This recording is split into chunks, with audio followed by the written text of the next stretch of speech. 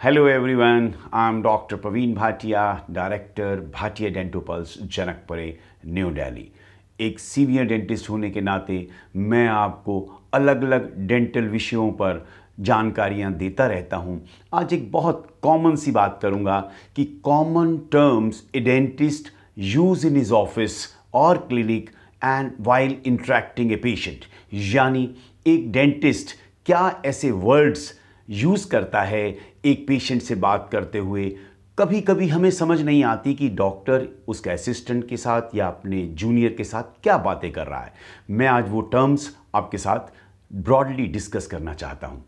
So friends, before I start, please subscribe my channel Bhatia Dento Pulse Janakpuri. So friends, आज हम सबसे पहले बात करेंगे जब एक पेशेंट क्लिनिक में एंटर करता है, छोटी सी प्रॉब्लम भी रहती है, मेरे दांत में कीड़ा लग गया है या मेरा दांत सड़ गया है, तो वो बातें हम करते हैं। तो डेंटिस्ट एक बोलता है देयर इज़ डिके और कैरीज, या एक सिंपल भाषा में कैविटी भी कहा जाता है कि आपके माउथ में इतनी कैविटीज़ हैं। और जब उन कैविटीज़ को भरने की बात आती है, एक बहुत सिंपल भाषा में कहा जाता है कि मुझे उस दांत को भरवा दीजिए, फिलिंग करा दीजिए। लेकिन डेंटिस्ट उस वर्ड को यूज़ करते हैं रेस्टोरेशन। रेस्टोरेशन एक तरह से फिलिंग ही है, लेकिन कहने का ढंग थोड़ा सा डेंटल टर्म है। और इसके बाद हम जब फिलिंग की बात करते हैं तो एक टर्म यूज़ की जाती है जीआईसी, यानी कौन सा मटेरियल भरा जाएगा। GIC means it's a glass ionomer, एक रेजिन होता है। और फिर नेक्स्ट स्टेप पे हम आते हैं तो एक कॉम्पोजिट बोला जाता है। कॉम्पोजिट का मतलब होता है एक लाइट क्योर फिलिंग, जो एक लाइट के माध्यम से भरी जाती है। ये भी एक रेजिन होता है। कई लोग इसको लेज़र बोल देते हैं, laser filling. Actually it is not a laser filling. और बहुत से लोग एमेलगम फिलिंग बोलते हैं। एमेलगम चूँकि अब पद्धति में नहीं रहा है, मरकरी इसके अंदर होता है, इसलिए इसे बैन कर दिया गया है।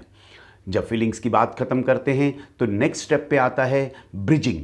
ब्रिजिंग मीन्स जैसे दो पिलर्स के बीच में हम एक ब्रिज बनाते हैं, उसी तरह उसी से इंस्पायर होके डेंटिस्ट के अंदर दो एडजॉइनिंग टीथ के ऊपर हम सपोर्ट लेके एक ब्रिज बनाते हैं। उसको हम FPDB कहते हैं, फिक्स्ड पार्शियल डेंचर। तो ये ब्रिजिंग का भी कंसेप्ट आया। और नॉर्मली कैप को क्राउन बोला जाता है। पेशेंट कैप बोलता है, डेंटिस्ट क्राउन बोलता है। It is one and the same thing. Single cap होता है तो एक सिंगल क्राउन बोला जाता है। When caps are in serial या number of caps are more, that is called a bridge. So हम अब दांत निकालने की बात करें। दांत निकालने को बिल्कुल सिंपल माध्यम तरीके से बोला जाता है एक्सट्रैक्शन ऑफ टीथ, यानी दांत निकालना। पेशेंट्स दांत निकालना बोलता है, डेंटिस्ट एक्सट्रैक्शन बोलता है। उसके बाद एक तो सिंपल दांत हो गए कि जैसे ग्रेड 1 मोबिलिटी है, ग्रेड 2, ग्रेड 3, ग्रेड 4, इस तरह से होता है। नेक्स्ट आता है इम्पैक्टेड टूथ। इम्पैक्टेड मीन्स दबा हुआ, यानी पार्शली और अनएरप्टेड दांत, जो अभी एरप्ट नहीं हुआ है, उसको हम इम्पैक्टेड दांत बोलता है। इम्पैक्टेड दांत जब निकाल दिया जाता है, ये नॉर्मली विजडम टूथ होता है, या कोई अलग से कोई दांत ऐसा जो अभी पूरा नहीं निकला है, उसको हम इम्पैक्टेड टूथ बोलते हैं। और इसके अंदर एक और टर्म आती है ड्राई सॉकेट, यानी जब दांत निकालने के बाद उस टूथ की सॉकेट का सूज जाता है या दर्द रहता है, तो उसमें लॉस ऑफ ब्लड क्लॉट हो जाता है और उसे हम ड्रेसिंग्स, बार बार ड्रेसिंग्स देके ठीक कर देते हैं। तो ड्राई सॉकेट भी एक बहुत कॉमन अक्षर है जिसमें हम डेंटिस्ट तकरीबन यूज़ करते हैं। फिर हम बात करते हैं एक नेक्स्ट टॉपिक, बड़ा कॉमन टॉपिक है RCT। चूँकि मैंने वैसे तो बहुत सारी वीडियोस RCT पे बनाई हुई हैं, जैसे प्रोसेस क्या है, कैसे किया जाता है, लेकिन टर्म्स जो बेसिक टर्म्स हैं वो यूज़ की जाती हैं एक्सेस ओपनिंग, यानी हम दांत को कैसे खोलते हैं। दांत को एल्ले दे के खोला जाता है, तो खोलने को हम एक्सेस ओपनिंग बोलते हैं। और उसके बाद नेक्स्ट स्टेप आता है BMP, बायो मेडिकल प्रोसीजर, यानी हम जब मेडिसिन से उस कैनाल को वॉश करते हैं और उसकी प्रिपरेशन करते हैं उस कैनाल्स की, तो हम उसको BMP बोलते हैं। और उसके बाद ड्रेसिंग, जैसा मैंने आपको बताया, 1-2 बार ड्रेसिंग मेडिसिन से दी जाती है। ओपन ड्रेसिंग भी होती है, क्लोज ड्रेसिंग भी होती है। क्लोज जिंक ऑक्साइड यूजिनॉल से भरी जाती है। और उसके बाद लास्ट स्टेप आता है ऑब्चुरेशन। ऑब्चुरेशन मतलब उस दांत को हम किस चीज़ से कैनाल्स को भर रहे हैं। एक बहुत कॉमन अक्षर आता है जीपी पॉइंट्स यानी गट्टा पर्चा points. It's a matter of rubberised plant जो थर्मल टेम्परेचर से कभी भी चेंज नहीं होता है। तो हम वो डाल देते हैं उसके अंदर, तो उसको ऑब्चुरेशन बोलते हैं, फॉलोड बाय रेस्टोरेशन और कैप। दोनों के बारे में मैंने आपको बताया ही है। एक बहुत कॉमन सी छोटी छोटी टर्म्स हैं जो बहुत जल्दी जल्दी मैं आपको बता रहा हूँ। मैंडिबल मीन्स निचला जबड़ा, मैक्सिलरी मीन्स ऊपर का जबड़ा, सेंट्रल इंसाइजर मीन्स सामने के दांत, दो बड़े दांत दो छोटे, लिटिल इंसाइजर सेंट्रल इंसाइजर। और उसके बाद एंटीरियर्स, सामने के 6 दांतों को हम एंटीरियर्स बोलते हैं। पोस्टीरियर्स, जो पीछे की मोलर्स होती हैं, चबाने वाले दांत होते हैं, उनको हम पोस्टीरियर्स बोलते हैं। इंटरप्रॉक्सिमल, इंटरप्रॉक्सिमल मीन्स पीछे की 2 मोलर्स के अंदर जो गैप होता है उसको इंटरप्रॉक्सिमल बोला जाता है। फिर एक mid line diastema, mid line diastema means जो सामने के दांत होते हैं उनमें कोई बहुत गैप होता है या एज रहते वो बहुत गैप बढ़ जाता है, तो उसको हम मिड लाइन डायस्टमा बोलते हैं। और इसके बाद एक लेबियल, लेबियल मीन्स जीभ की तरफ, पैलेटल मीन्स तालू की तरफ, बकल मीन्स चीक्स की तरफ। तो ये मीजियल, सामने के दांतों से जितना डिस्टेंस पास रहता है उसको मीजियल बोला जाता है। डिस्टल, जैसे डिस्टल कैनाल बोलते हैं, पीछे की साइड, मिडल लाइन से जो पीछे कैनाल होती है उसको हम मीजियल बोलते हैं। एक बहुत कॉमन टर्म आती है LA, LA means local anaesthesia. जैसे हम नॉर्मली यूज़ होता है कि इसको एलए दे दो, इसको जीए दे दो, जीए मीन्स जनरल एनेस्थीसिया।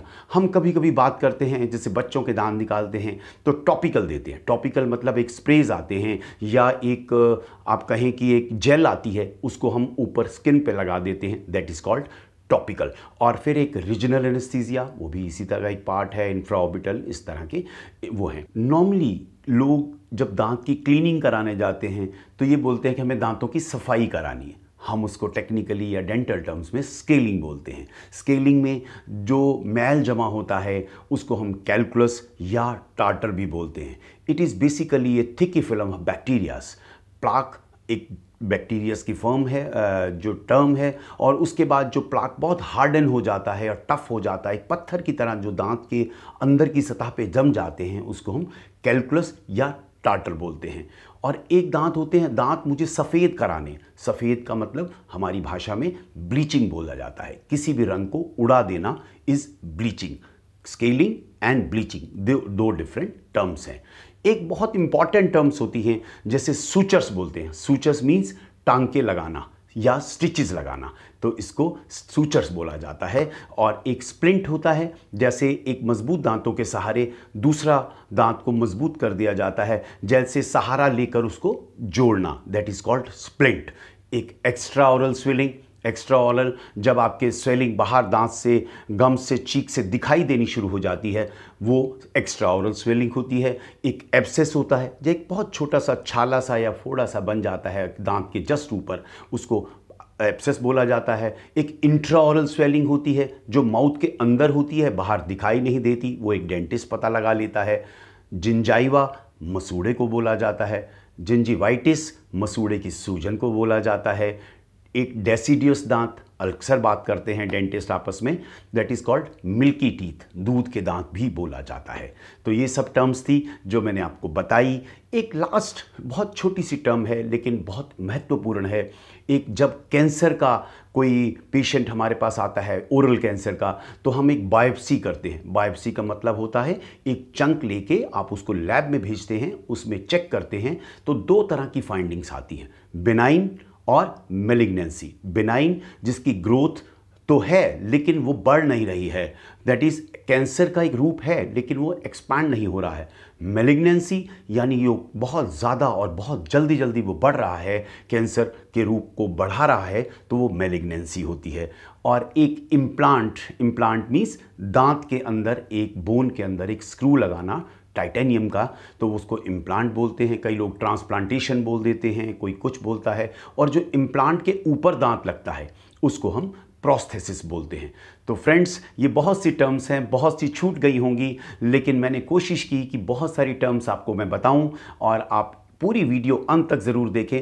तो शुरू से देखेंगे अंत तक तो काफ़ी नॉलेज हो जाएगी, आप काफ़ी हद तक डेंटिस्ट बन जाएंगे। तो इस तरह से आप देखते रहें और आई होप आपको ये वीडियो बहुत ही अच्छी लगी होगी। जो भी मैंने आज टर्म्स इस्तेमाल की हैं, लगभग हर टॉपिक पे मैंने एक वीडियो बनाई हुई है, आप उसको देखें। मेरे सब्सक्राइबर्स बहुत फास्ट बढ़ते जा रहे हैं, बहुत से कमेंट्स आते हैं। जो भी आपको कमेंट्स याद आता है या कोई ऐसी वीडियो जिसे आप चाहते हैं कि बनानी चाहिए, suggest me, I try to make. और अगर आपको ये वीडियो अच्छी लगे, फ्रेंड्स के साथ शेयर करें। Definitely be very helping tool to the dentist. Dentist को भी मज़ा आएगा आपको समझाने में, आपको भी मज़ा आएगा, इंजॉय करेंगे डेंटल ट्रीटमेंट का कि डेंटिस्ट क्या आपसे कहना चाह रहा है। I hope you like this video, really thankful. आप दांतों का ध्यान रखें, दांत आपका ध्यान रखेंगे। Thanks for watching and don't forget to press the bell button, जिससे मेरी हर वीडियो आप तक आती रहे। ये वीडियो लंबी ज़रूर हो गई है बट अंत तक देखें, आपको बहुत सी नॉलेज मिलेगी। Thank you very much for watching. Do take care of your teeth. Thank you.